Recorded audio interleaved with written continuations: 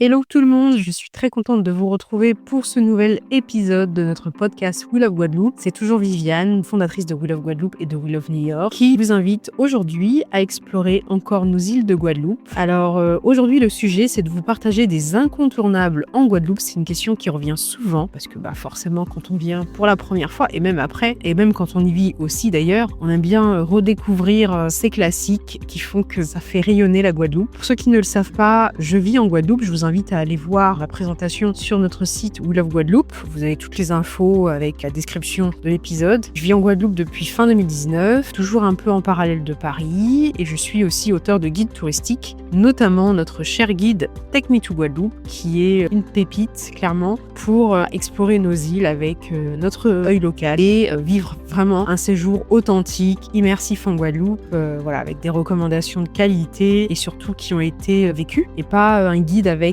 plein d'adresses sous forme d'annuaire. C'est vraiment un guide à notre image de We Love Guadeloupe. Allez, c'est parti, je vous partage 10 activités incontournables en Guadeloupe. Je vais pas rentrer dans les détails pour pas non plus en faire un long épisode et puis surtout pour pas non plus répéter ce que je dis dans mon cher guide Take Me to Guadeloupe. C'est parti. Avant toute chose, bien sûr, pour venir en Guadeloupe, il faut réserver vos billets d'avion. Et si vous ne les avez pas encore pris, je vous conseille fortement de prendre vos billets d'avion avec la compagnie Air Caraïbes. Pourquoi ? Parce que tout simplement, je garde un lien fort avec cette compagnie. Si vous avez eu l'opportunité d'aller voir mon parcours sur le site ou bien que vous me suivez depuis plusieurs années, vous savez que j'ai travaillé plusieurs années pour Air Caraïbes et que pour moi, clairement, c'est la meilleure compagnie aérienne pour venir dans les Caraïbes et notamment en Guadeloupe. C'est toujours une fierté de voir leurs avions passer au-dessus de la maison dans le nez en Guadeloupe quand ils arrivent. On les voit souvent passer avec les belles couleurs de notre Caraïbes et de notre archipel aussi, notamment l'arbre du voyageur, ce beau bleu, vraiment. Et puis au-delà de tout ça, pour être plus concrète aussi, le service à bord est vraiment excellent. Vous avez 3 cabines, vous avez la cabine économique, la cabine premium et vous avez également la cabine de la classe affaires qui offre un très bon service également, avec un personnel très investi et puis des tarifs attractifs. À la date de tournage de cet épisode, vous avez des tarifs à partir de 564 € TTC. En ce moment. Après, dans l'année, ça arrive d'avoir des tarifs encore plus intéressants et ça dépend de plein de paramètres. Mais en tout cas, à la date du podcast, ce que je peux vous dire, de cet épisode, c'est que vous avez des tarifs intéressants pour ce prix-là. Par contre, il faut vous y prendre à l'avance pour les périodes de haute saison. Ça, j'en parle de toute façon sur le blog, dans les articles dédiés à Air Caraïbes avec mon expérience. Et puis aussi dans certains épisodes de ce podcast. Allez, c'est parti pour 10 incontournables en Guadeloupe. Alors, parmi les incontournables en Guadeloupe, on va commencer par un incontournable assez sportif. Il s'agit de la Soufrière qui fait partie du parc national de Guadeloupe. C'est clairement un joyau naturel. C'est le point culminant des Petites Antilles qui offre à tous les voyageurs et les locaux une expérience à chaque fois unique. Moi, j'ai déjà fait 5 ascensions et à chaque fois, je redécouvre la Soufrière en fait. Et puis sur le chemin, il y a plein de points de vue imprenables, l'opportunité de découvrir une végétation aussi unique. Et puis, c'est vraiment d'un point de vue sportif, si vous aimez vous dépasser, aussi une belle expérience. Après, j'aimerais quand même insister, comme je l'ai dit, sur notre site, notre blog et la vidéo qui a été tournée sur la Soufrière. Pour les personnes qui n'ont pas un frein physique, pour moi, je pense que c'est en fait une expérience accessible à tous parce que on peut y aller à son rythme à partir du moment où on est bien équipé, on respecte les conditions de sécurité. Et surtout, moi, je vous invite à aller voir sur notre site l'article que j'ai écrit où j'explique que ça peut être vraiment bénéfique de faire appel, que l'on soit habitué ou non, à un guide accompagnateur certifié. Parce que au-delà de l'aspect encadrement, c'est aussi un vrai plus pour en savoir plus sur l'histoire de la Soufrière et puis accéder aussi à certains éléments du site que l'on ne peut pas voir tout seul. Allez voir tout ça dans l'article, mais en tout cas, la Soufrière fait partie des incontournables de nos îles de Guadeloupe que je vous recommande si vous avez la possibilité d'y aller. Incontournable numéro 2, à savoir que je les classe pas dans un ordre de préférence, je suis partie un peu dans tous les sens. Les incontournables, c'est bien sûr les plages qui font rêver en Guadeloupe et qui attirent la majeure partie des voyageurs. Mais la Guadeloupe, nos îles, ce ne sont pas que des plages, même si elles sont merveilleuses, qu'elles soient avec du sable blanc, noir ou doré, il y en a pour tous les goûts, entre la Grande Terre, la Basse Terre, la Désirade, les Saintes, et puis bien sûr Marie-Galante qui a de belles plages aussi, même de très belles plages.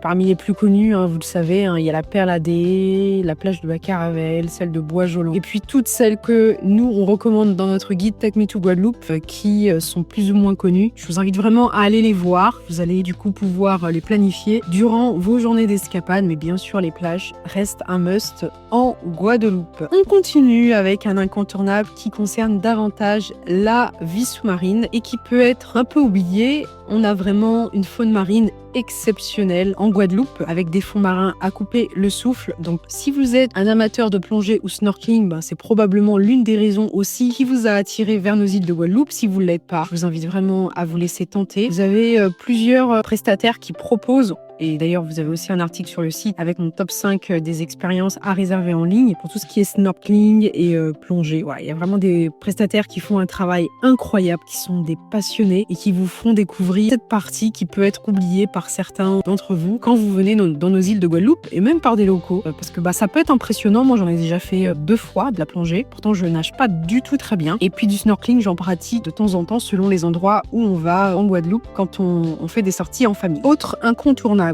c'est aussi un élément qui peut être oublié. Je trouve que pour vraiment découvrir notre culture guadeloupéenne, il faut s'intéresser en fait à notre histoire. Pour découvrir notre histoire, il y a plusieurs possibilités. Ça peut être bien sûr des visites guidées avec des locaux qui habitent dans des communes. Il y a aussi d'autres possibilités, des routes spécifiques. Vous avez aussi des institutions culturelles. Ça, j'en parle aussi parce que je le mets bien en avant dans notre guide Take Me to Guadeloupe pour justement avoir un nouveau regard sur la Guadeloupe qui va vous permettre de comprendre notre histoire et savoir comment cette histoire a impacté aujourd'hui aussi notre culture. C'est vraiment important, je trouve, quand on visite un pays, de bien comprendre l'histoire. Ça permet aussi de mieux comprendre, je trouve, la population et de faire le lien avec certaines choses et ça crée un lien encore plus fort avec la Guadeloupe. Donc n'oubliez pas cette partie-là. On continue parmi les incontournables, en tout cas les miens, ce sont aussi les marchés locaux parce que c'est une vibe, c'est une énergie, les marchés locaux. Alors moi, honnêtement, je vais pas vous recommander forcément ceux qui sont d'ailleurs parmi les plus connus, à savoir Sainte-Anne, près de la mer, ou encore celui de Pointe-à-Pitre. Je trouve que malheureusement, ce sont des marchés qui se sont dégradés avec une sélection pas forcément très riche et très qualitative. Il y a beaucoup plus de marchés intéressants à découvrir avec une authenticité beaucoup plus forte et puis aussi des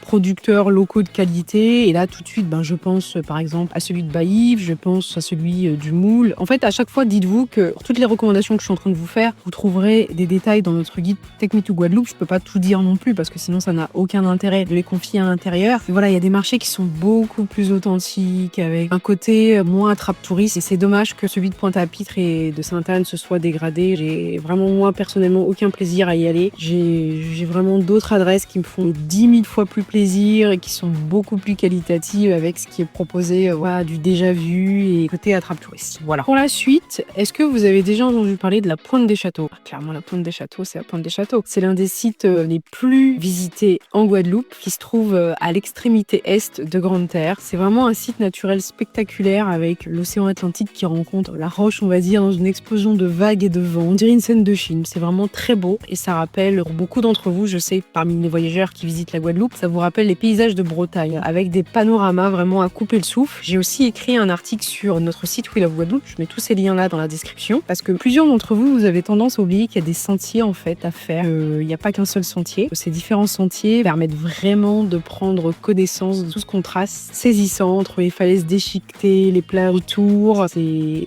d'avoir des points de vue sur la Désirade. C'est vraiment super. Et puis il y a une végétation aussi spéciale avec une faune. Il y a un super travail qui a été fait il y a un peu plus d'un an et demi pour justement informer davantage les visiteurs avec des panneaux signalétiques en partageant des informations intéressantes pour prendre encore plus de plaisir à visiter ce site d'exception, chargé d'histoire également. Du coup, il y a vraiment une atmosphère très spéciale, au-delà de sa riche biodiversité. Voilà, je vous invite à ne pas louper la Pointe des Châteaux. Il y a vraiment du monde en haute saison, donc allez-y aux heures creuses. Les heures creuses, c'est plutôt le matin, même si je trouve que le matin, j'ai déjà essayé. Pour le lever du soleil, on a déjà du monde en haute saison. En basse saison, là, c'est de bonne heure, mais en haute saison, vraiment favoriser les heures creuses, parce que si vous y allez aux heures de pointe vers 9h, 10h, alors là, pour vous garer, c'est une vraie galère. Voilà. Allez, on continue avec les fameux chutes du Carvet. Il y en a 3 en fait. C'est des cascades qui sont impressionnantes. Même la plus facile, accessible entre 20-30 minutes selon votre rythme de marche et accessible pour tous, y compris pour les familles. Ça se trouve donc sur l'île de Basse-Terre et c'est vraiment un site naturel avec un spectacle naturel merveilleux. On peut faire des très très jolies photos et puis la promenade aussi en elle-même est sympa parce que la végétation tropicale est magnifique. Autre chose, c'est souvent en fait une partie de la Guadeloupe qui est oubliée, un écosystème unique, mystérieux et surtout méconnu, même au niveau local, qui joue pourtant un rôle fondamental en Guadeloupe, que ce soit à la fois pour la nature, les habitants et pour le climat. Il s'agit de la mangrove. La mangrove, c'est quelque chose qui peut même ne pas donner envie, qui peut donner l'impression que c'est sale, désagréable, mais pas du tout. Il y a des excursions, vous en trouverez aussi sur notre site We Love Guadeloupe, qui sont organisées dans la mangrove de plusieurs façons, selon le format que vous voulez,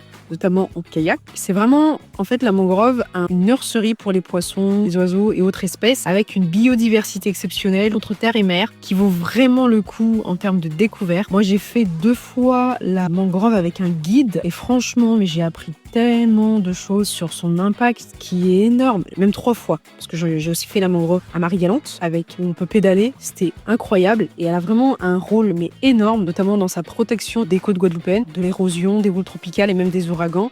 Elle a vraiment un rôle qu'on n'imagine même pas, qui est très important, et je pense que ça permet aussi de voir la Guadeloupe différemment et de la comprendre différemment quand on fait ce type d'activité. Alors effectivement, ça a un coût, mais c'est pas très cher en général, les excursions dans la mangrove. Pour 40-50 €, on peut trouver. Aussi, vous avez des excursions qui peuvent être complétées. J'en avais une qui est complétée avec des rotations vers des îlets, donc le côté un peu paradisiaque vers des plages, et puis en même temps le côté immersion dans la mangrove qui va bien ensemble. Et tout ça, vous retrouverez sur notre site We Love Guadeloupe avec mes recommandations comme d'hab. Avant-dernier incontournable dont j'aimerais vous parler, qui fait partie de ma liste, il s'agit de goûter à la cuisine créole, tous nos plats traditionnels, à ces saveurs que l'on peut retrouver dans nos fruits, le jus de canne, l'eau de coco, voilà. Vraiment, en Guadeloupe, vous allez manger, mais vraiment très bien. C'est vraiment une destination qui marque les voyageurs par rapport à ces saveurs qu'on trouve dans ces plats traditionnels, bien sûr, que ce soit les akra, le colombo, aussi tout ce qui est street food, bokit, etc. Aussi les plats qui sont revisités, parce qu'on a vraiment de très bons chefs en Guadeloupe qui proposent des concepts intéressants en 2025. Et puis, comme je vous disais, les fruits sur la route, les jus de canne, le coco, tout ça pour avoir vraiment une immersion gustative inoubliable qui va vous donner envie de revenir, et puis qui va aussi vous donner envie de les faire à la maison. Et pour ceux qui vivent en Guadeloupe, je pense que vous avez remarqué que il y a vraiment des très bonnes tables qui s'ouvrent. Là, j'ai mis à jour la version 2, l'édition 2 de notre guide Take Me to Guadeloupe. Et à cette occasion, j'ai pu redécouvrir encore de nouvelles adresses, notamment à Pointe-à-Pitre, je trouve bouge bien, à Déé, mais aussi du côté de Saint-François. Comme d'hab, il y a beaucoup de bonnes tables de ce côté-là. À Jarry aussi, il y en a beaucoup. Voilà, donc vraiment, la cuisine en Guadeloupe, c'est quelque chose. On peut pas passer à côté. Évitez de rester dans vos habitudes. Achetez pas des yaourts ou autres. Faites-vous plaisir vraiment avec des saveurs locales. Si vous venez en vacances en Guadeloupe, ne vous contentez pas de vos habitudes culinaires. Laissez-vous tenter par notre pain natté, notre polka, notre Mont Blanc, toutes les saveurs, toutes les spécialités locales. C'est vrai que c'est assez riche, mais on a aussi quand même des adresses qui savent revisiter certains plats avec des options plus healthy. Ça existe aussi. Et puis beaucoup d'options aussi maintenant vegan, et aussi pour les végétariens. Et on termine par un incontournable. Mais cet incontournable, on peut le trouver entre janvier et mars. Il s'agit du carnaval de Guadeloupe, l'un des plus grands carnavals au monde et l'un des meilleurs. C'est clairement un événement haut en couleur, avec d'année en année des défilés de plus en plus spectaculaires, et puis une ambiance hyper festive qui fait vibrer toutes nos îles de Guadeloupe. Vous en avez dans quasiment toutes les communes, et il y a un article aussi qui est très complet sur notre site chaque année, qui est mis à jour avec les différentes dates pour les événements. Eh bien écoutez, je vous remercie de m'avoir écouté pour cet épisode. C'est toujours un exercice moins facile que pour écrire les articles, parce que c'est différent quand même le podcast. J'espère que ça vous a plu. Je vous laisse mettre, s'il vous plaît, c'est hyper important, la note de 5 pour nous encourager, parce que j'ai plein d'idées pour faire vivre ce podcast-là, avec des idées autant pour les voyageurs que pour les locaux, qui sont prévues pour la rentrée. Donc si vous avez envie d'en savoir plus, d'en écouter plus, encouragez-nous avec la note de 5. Et puis si jamais vous avez des questions, toute l'équipe de We Love Guadeloupe est là pour vous aider. Donc n'hésitez pas soit à nous envoyer un mail, soit à nous laisser un message sur les réseaux sociaux. Prenez soin de vous. À bientôt sur notre site We Love Guadeloupe, et belle fin de journée.